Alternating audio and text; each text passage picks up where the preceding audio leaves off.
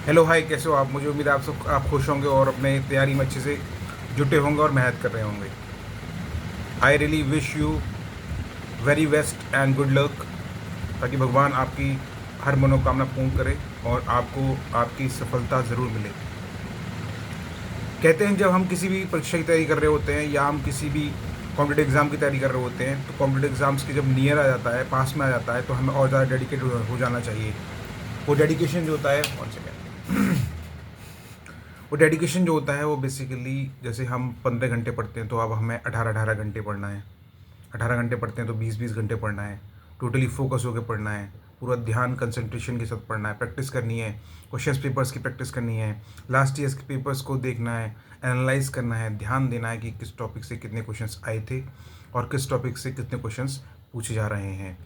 जो भी core areas हैं उनको तो बिल्कुल नेगलेक्ट नहीं करना है, उनको तो ज़रूर ज़रूर ज़रूर पढ़ना है। और साथ ही साथ जो आपका स्कोरिंग सब्जेक्ट है, मतलब आपको जो अच्छे से आता है उसको भी रिवाइज़ करते रहना है, क्योंकि जो चीज़ आपको आती है वो आपके लिए बेनिफिट रहेगी, आपकी कॉन्फिडेंस को बूस्ट करेगी।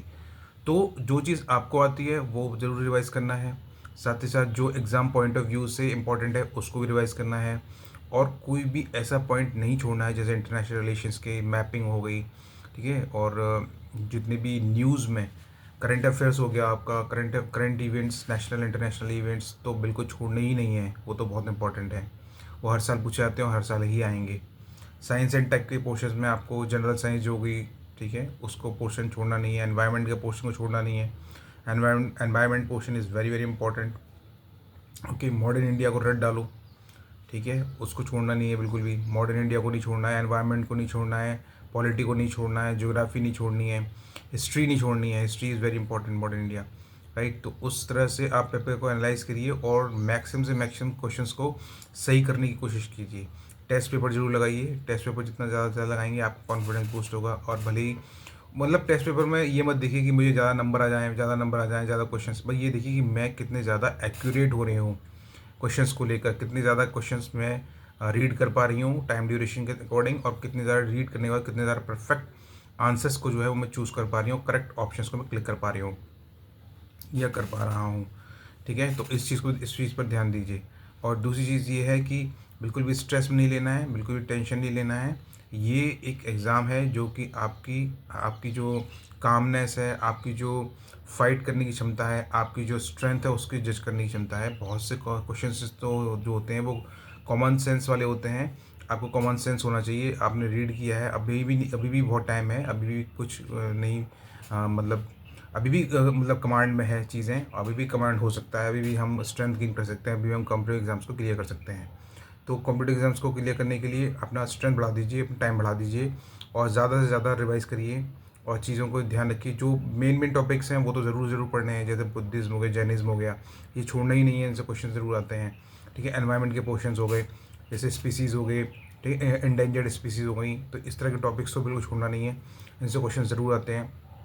दूसरे, जो भी रिसेंटली जो न्यूज़ चल रही हैं उनसे रिलेटेड आर्टिकल्स हो गए, उनसे रिलेटेड न्यूज़ हो गई, उनसे रिलेटेड कंटेंट हो गया, वो बिल्कुल छोड़ना नहीं है।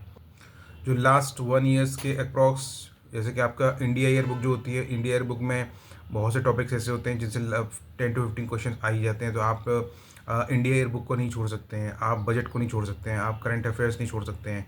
तो budget, current affairs, India year books पूरी नहीं पढ़नी है, पर इंडिया ईयर बुक्स को स्पेसिफिक पढ़ना है। जो करंट से रिलेटेड है उसको ही पढ़िए, उससे क्वेश्चन डायरेक्टली वहीं से वो लाइन को यूपीएससी लाइन्स वहीं से चूज़ कर लेती है। एनसीईआरटी ज़रूर पढ़ के जानी है, 11th-12th की ज्योग्राफी एनसीईआरटी ज़रूर पढ़नी है, ठीक है। और अपना ध्यान रखना है, कोशिश करते रहना है, बिल्कुल भी होपलेस नहीं होना, बिल्कुल भी डिमोरलाइज नहीं होना है और फोकस होकर स्टडी करनी है। स्ट्रेस में बिल्कुल नहीं आना है, डिप्रेशन बिल्कुल नहीं आना है, फोकस होकर स्टडी करनी है और सिर्फ ये विश्वास करना है अपने आप को कि हाँ, मैं क्वेश्चंस को अटैम्प्ट जरूर कर लूँगा, जरूर कर लूँगी और सही उत्तर तक मैं ज़रूर पहुँचूँगा। उसके लिए आप जितने ज़्यादा से ज़्यादा पढ़ेंगे वो आपका माइंड वहाँ पर क्लिक करेगा और आपको वो चीज़ लिखी हुई दिखाई देगी, हाँ ये चीज़ मैंने पढ़ी थी और ये चीज़ सही है, ठीक है।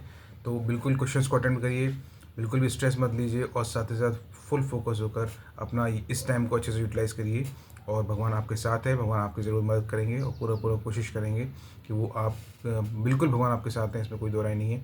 और आप बिल्कुल पूरी मेहनत करिए, कोशिश कीजिए और साथ ही साथ अपने रिजल्ट को अच्छे से पॉजिटिव वे में लाकर अपने करियर को अच्छे से ग्रोथ दीजिए। मैं बिल्कुल यही चाहता हूँ और मैं आपके साथ हूँ, हमेशा आपके साथ हूँ और कोशिश यही करता हूँ कि कोशिश भी करता हूँ, मन्नत भी मांगता हूँ और मैं यही चाहता हूँ कि आप सक्सेसफुल हों, आपकी उन्नति हो, आप अच्छे से अपने एग्ज़ाम को क्लियर करें।